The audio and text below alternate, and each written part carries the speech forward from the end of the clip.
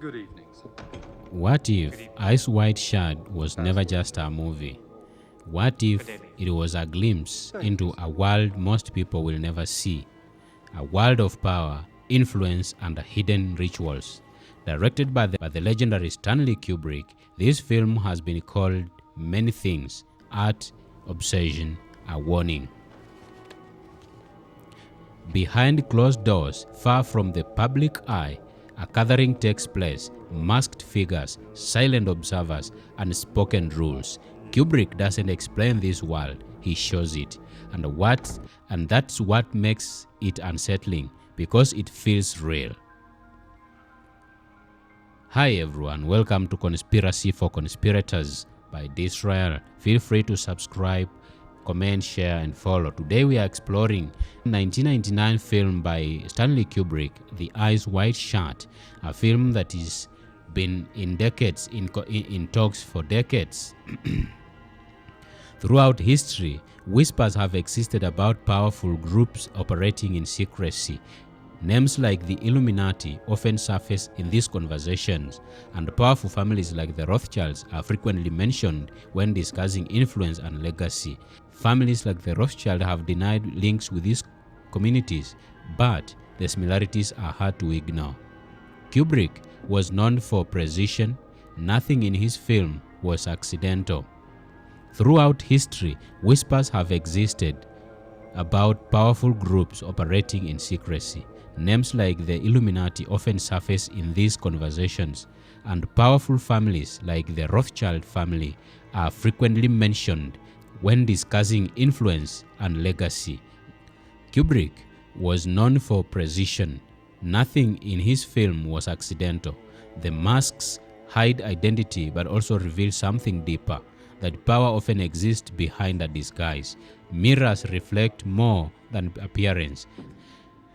They expose fragmentation and the ritual itself. Controlled, choreographed, almost as if power is a performance. The title says it all: Ice White Shad. Seeing everything while understanding nothing. A world where truth is hidden in plain sight and where illusion becomes reality. Shortly after completing the shooting, the editing and filming of this film, Stanley Kubrick passed away in unrighteous circumstances. Officially, they called it natural causes, but for many, the timing raised a lot of questions that remain unanswered.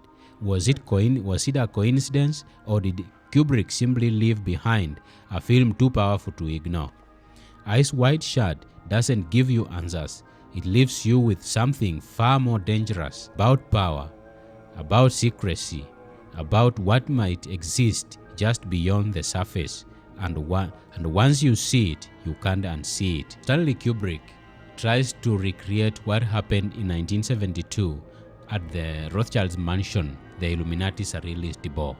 At this event, people are seen wearing masks and dining.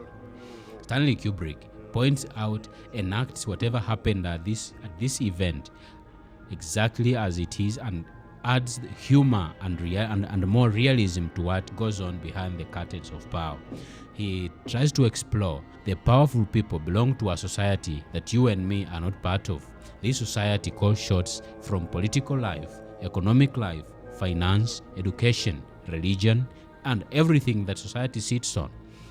Stanley Kubrick tries to explore the thematic complexities of these societies and how they influence all layers of society. The studios edited out some of the scenes that he had shot and left them out from the Ice White Shad final film. When the film came out, it had a reduction of scenes that were initially shot by Stanley Kubrick.